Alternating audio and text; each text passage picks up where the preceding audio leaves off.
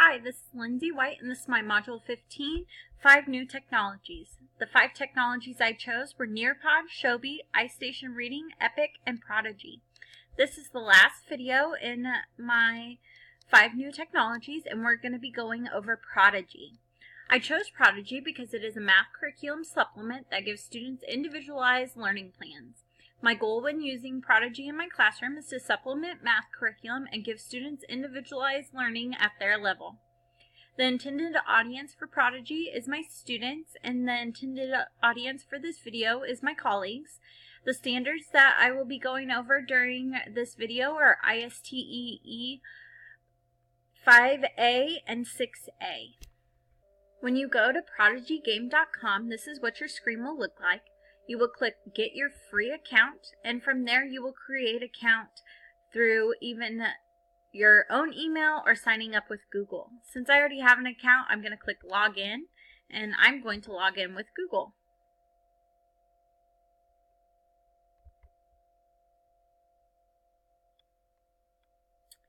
Now, the very first thing you'll do is you will make a class, and once you have your class made, you can actually just give your students a class code and they can make it, or you can make it for them.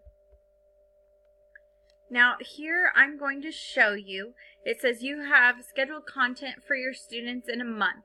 Here you can schedule what you would like your students to be learning. So it goes through all your standards, and it's all math standards. So if I wanted to do operations in algebraic thinking, I could pull up just those standards. If I wanted just geometry, I could pull up those. And so say I wanted them to go over distinguish between defining attributes and build and draw shapes. I'd click that, then I'd click next. And so say you're just going to put geometry, or you could put what standard it is. Then you continue, and you can choose when you want them to start working on this. So say I wanted them to work on it from the 23rd till the 30th. Then I can click Create, and this is exactly what they will work on. Now say I wanted to schedule something else. I'd create a new assignment or plan, or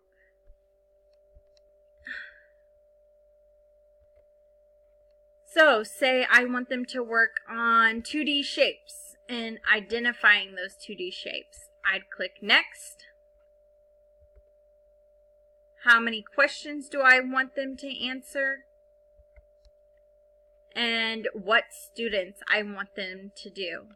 I can click Next, and they will work on that assignment, and I can select a date range for that. So they might have between now and the 7th to work on that.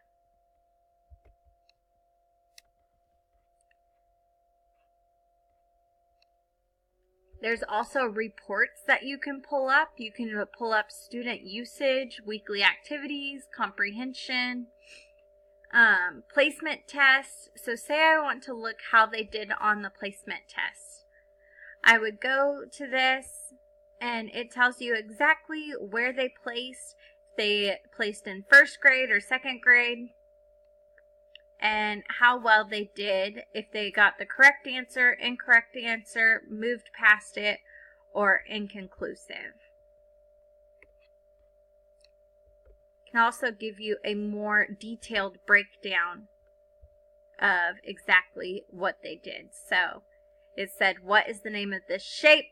And the correct answer was A, and they missed this. Where what is the name of this shape? They got this answer correct. And you can see all those answers for each one of those. So this is a really fun math game that is right at students' level. They take a test that puts them on the correct placement. I'm going to show you exactly what it looks like from the student side of things. So I'm going to click Play Prodigy.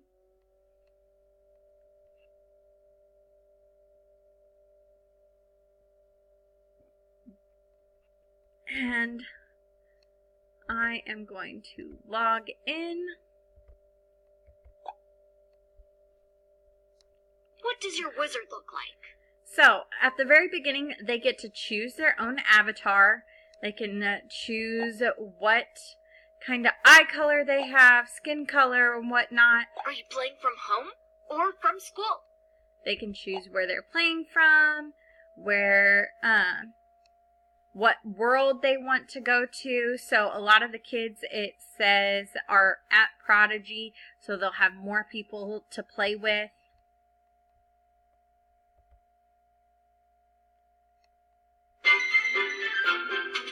And this really reminded me a lot of Pokemon as a child, playing on my Game Boy. But the kids really enjoy it. Hey, listen, come on.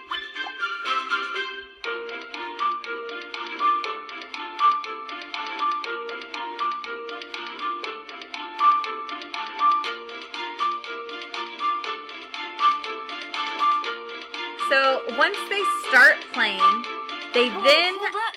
I haven't even introduced myself. The name's Newt. I help bring new students to the academy on their first day of class. Who might you be? Now you get to pick a name, whatever you choose. Nice to meet you.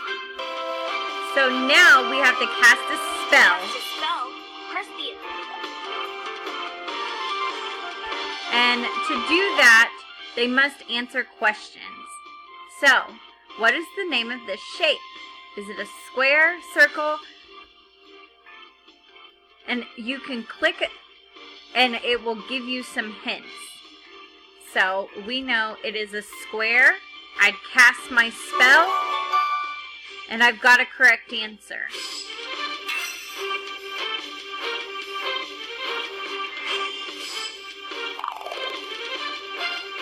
So we continue to do this until I have defeated the monster. Now, if I answer it wrong, it will tell you and you get to try again.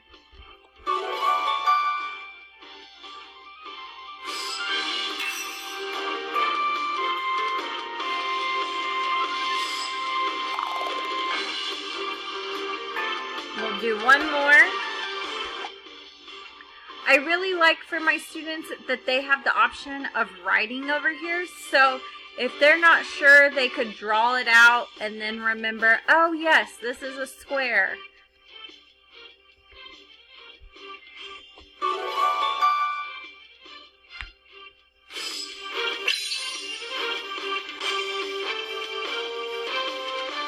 Once they've defeated their monster, they level up. And students get really excited about that. When they've leveled up and they've earned different prizes that they get to keep. And so I feel that this keeps my students very motivated.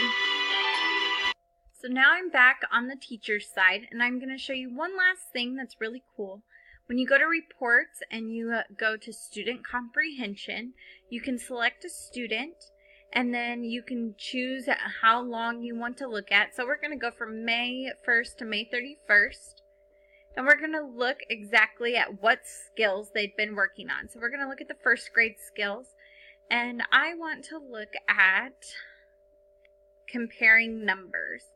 So for comparing numbers, it gives you exactly how many questions they've answered and how well they've done. So you can see right here, he answered comparing numbers 0 to 50, 5 questions. It took him 26 seconds and he got 100%. Where greater than, less, or equal to, he had 5 questions and there was 1 minute that it took him and 60 seconds, or 60%. So this is an example of what the question would be.